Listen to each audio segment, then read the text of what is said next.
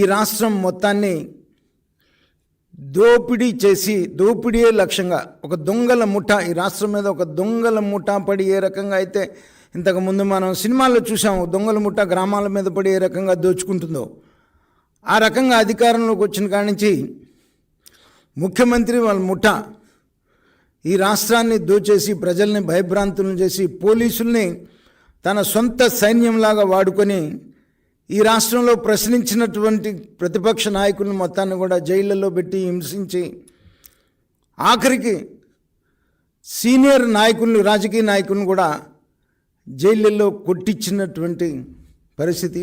ఆఖరికి జాతీయ అధ్యక్షులు చంద్రబాబు నాయుడు గారిని కూడా అరెస్ట్ చేసి ఏ అభియోగం లేకుండా అక్రమ కేసులు పెట్టి 54 రోజులు జైల్లో ఉంచినటువంటి మాట మనం చూస్తూ ఉన్నాం.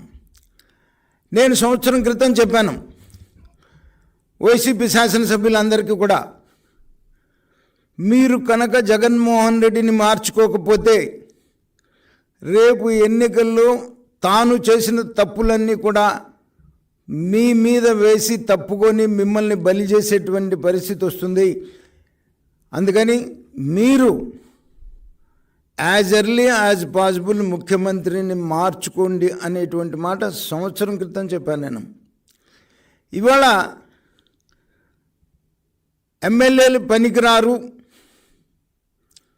అని ఇక్కడ పనికిరాని చెత్తను తీసుకెళ్ళి ఇంకొక చోట పోసేటువంటి కార్యక్రమం. ఈ చెత్తను మాత్రం ఇంకొకళ్ళు మాత్రం ఎందుకు మోయాలి? ప్రజలంతా అమాయకులా? ప్రజలంతా మీరు చేసేటువంటి అరాచకాలని చూస్తూ ఊరుకొని బరాయించేటువంటి పరిస్థితిలో ప్రజలు ఉన్నారని మీరు భావిస్తున్నారా? లేకపోతే మీకు నెత్తికెక్కినటువంటి అహంకారం ఇంకా దిక్కుండా అహంకారంతో ఉండి నేను ఎక్కడ ఎవరిని పెట్టినా నా బొమ్మ పెట్టుకొని గెలవాలి అనేటువంటి ఒక ఇంకా అహంకారం నీకు దిగిన పరిస్థితి అయితే నాకైతే ఇంక కనపడతలేదు. ఆఖరికి ఇవాళ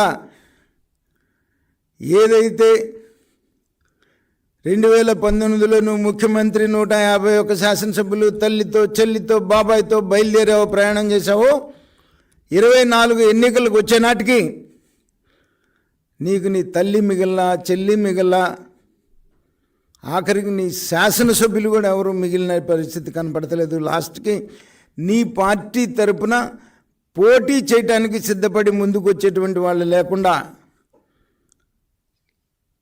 బతిమిలాడుకొని ఒక కుటుంబంలోనే 2కి 3కి సీట్లు ఇచ్చేటువంటి దుస్థితికి యువజన శ్రామిక రైతు కాంగ్రెస్ పార్టీ ఈరోజు రాష్ట్రంలో దిగజారింది అని అంటే దానికి పూర్తి బాధ్యత జగన్మోహన్ రెడ్డిదే. తాను ఏ యథారాజా తథా ప్రజ, తాను ఏ రకంగా అయితే వచ్చినప్పటి నుంచి దోపిడీ మొదలుపెట్టారో తతిమా క్యాడర్ మొత్తం కూడా. నేను 3 సంవత్సరాల క్రితం ఒకసారి చెప్పా, బెంగళూరులో ఒక జర్నలిస్టు ఒకతన్ని ఇంటర్వ్యూ చేసి రికార్డ్ చేసి నాకు వినిపించాడు, వైసీపీ నాయకుడిని. ఏంటయ్యా దాని సారాంశం అంటే, ఆయన అనంతపూర్, చిత్తూరు జిల్లాలో కర్ణాటక లిక్కర్ డోర్ డెలివరీ ఇస్తుంటాడు. మరి మీ నాయకుడు జగన్మోహన్ రెడ్డికి తెలిస్తే మరి నీకు ఇబ్బంది కాదా అని అడిగితే ఆయన మాట్లాడిన భాష ఇప్పుడు నేను పత్రికాముఖంగా నేను మాట్లాడలేను, కానీ మేము కొన్ని కోట్లు ఖర్చు పెట్టి జగన్మోహన్ రెడ్డిని ముఖ్యమంత్రిని చేస్తే మొత్తం ఈ రాష్ట్రంలో సారాయి ఇసుక అతనే అమ్ముకుంటున్నాడు, మేము కూడా బతకాలి కదా, మా పెట్టుబడితో ముఖ్యమంత్రి అయినాడు జగన్మోహన్ రెడ్డి, మా పెట్టుబడితో ముఖ్యమంత్రి ఆయన ఒక్కడే వ్యాపారం చేసుకుంటే మేమెట్ట బతకాలి, అడగమను జగన్మోహన్ రెడ్డిని, మేము సమాధానం చెప్తామని చెప్పిన రికార్డ్ చేసి వినిపించాడు నాకు జర్నలిస్ట్ అన్నమాట. అదే రకంగా ఈ రోజున రాష్ట్రం మొత్తం మీద కూడా నువ్వు ఏ రకంగా అయితే దోచుకుంటున్నావో, కింద ప్రజల మీద పడి నీ ముఠా దోచుకోవటం, ఆఖరికి నువ్వు నీ ముఠాని ప్రజలు తిరస్కరించేటువంటి సమయం దగ్గర పడింది. ఖచ్చితంగా మిమ్మల్ని ప్రజలు తీసుకుని వెళ్ళి